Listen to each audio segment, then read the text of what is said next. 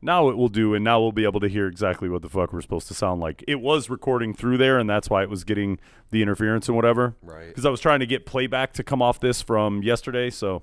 Right. It's kind of hypnotizing to, like, you just want to watch the fucking yourself on screen. Right, watch the monitor as you're doing stuff and whatever, and that's why normally when I'm doing, I put it here so you could look. Normally I have it here and blah blah blah, and you know. So it's like usually like right. Normally it's it's faced and turned that side. Right.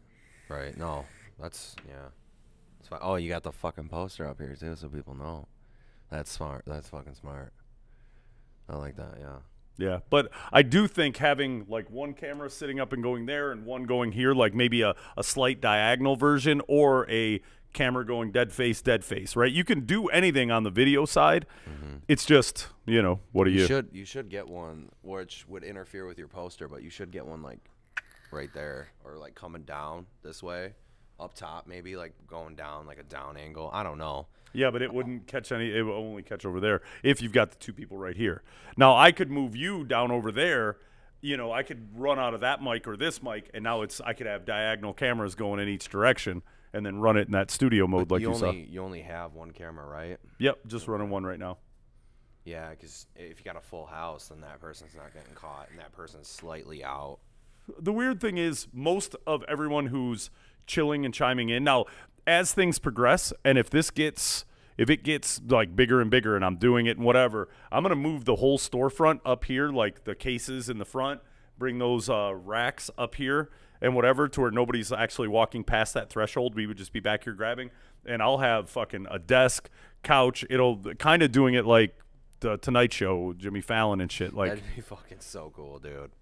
That would be fucking awesome. See, the great part of this, for a few dollars investment, you can make it whatever you want. But I just got to where I'm over 1,000, like over 1,000 views. So now that I'm over 1,000 views and it gets up a little bit higher, then YouTube will give me YouTube Red and then give me this. And then YouTube will, I can make money off per click off YouTube, right? When people are doing whatever. I can do it on differing sites. There's a million different things I can do. It's just, what do you do at that point?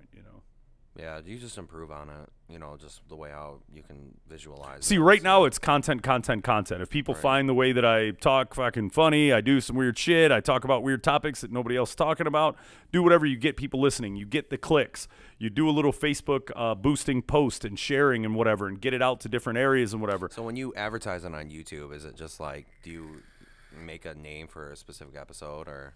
Don't even. There's really no advertising technically on YouTube right now. It's generally done through Facebook. If you're doing anything on YouTube, it would go through other social media sites. Yeah. So when I do, I just if it was a good episode and I go, man, I haven't boosted in a while, I'll boost. And then this age podcasting radio, their likes in the United States, and run it for X amount of days, X amount of dollars per day, and then it'll just show up on everyone's feed fucking that happens to like podcast or radio or whatever. Certain amount of people like it, share it, save it, do whatever. Now they check in and listen, but you've got to make sure you've got enough content, and content 5 days in a week or 5 days in a row, because you're on your way to work, and if you're listening to something, oh man, those guys were good, that was pretty funny, man, that was crazy. You get back in the car, oh, they've got nothing new. Or you get home and get home, let me put on a podcast while I clean the house or do some shit.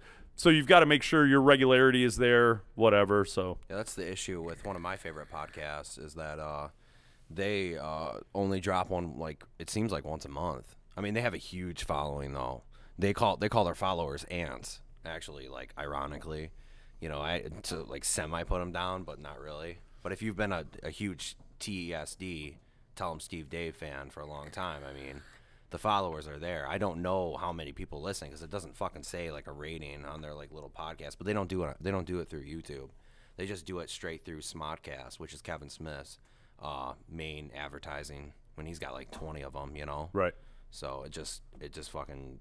See, but think about it. If you are thinking, man, I wish they'd do it more, why is it they're just doing it on the side and they've got regular jobs and they can only get together on certain days? Well, you got Brian Johnson, and who has no job, who doesn't do shit. You have Walt Flanagan, who runs the comic book store in New Jersey. What is it, Jay and Silent Bob's Secret Stash.